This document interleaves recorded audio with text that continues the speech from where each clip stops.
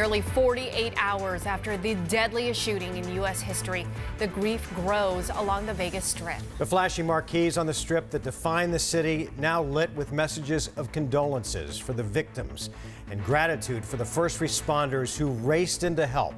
Now law enforcement is going through the concert venue, trying to find more answers. Team 12's Joe Dana joins us live in Las Vegas once again with a look at what tourists are doing to remember the victims from that attack. Joe?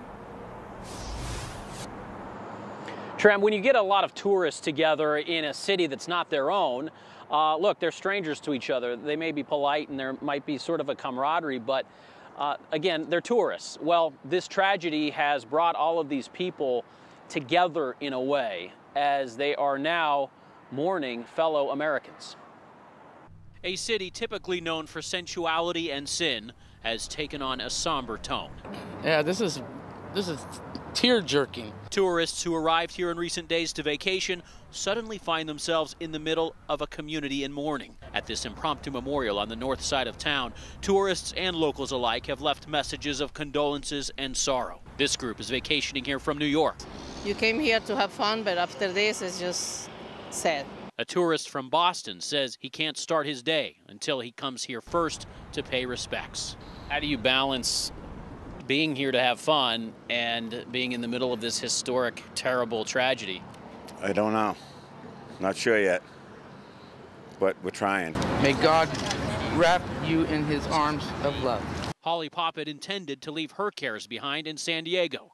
Now she can't stop worrying about Las Vegas. It's hard for people if you don't know any of them that passed away, but still it's a human being, and you still, they'd want you to go on.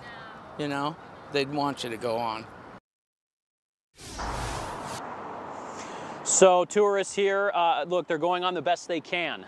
And locals here, though, also are very angry, and they take this very personally. Mark and Tram, at the site there where there was the memorial, I met a couple of guys who are lifetime Las Vegas residents. One's a welder, the other a bodyguard at one of the clubs here, and they both just talked about how they didn't know what to do. They needed to be somewhere where they could at least sort of have a bond with each other and talk about this, and they're just angry. They're not only sad and horrified by the tragedy, but they also feel like their city's image has just sort of been blasted by this act. It's a city they say they've always taken pride as being sort of a welcoming mat for the country.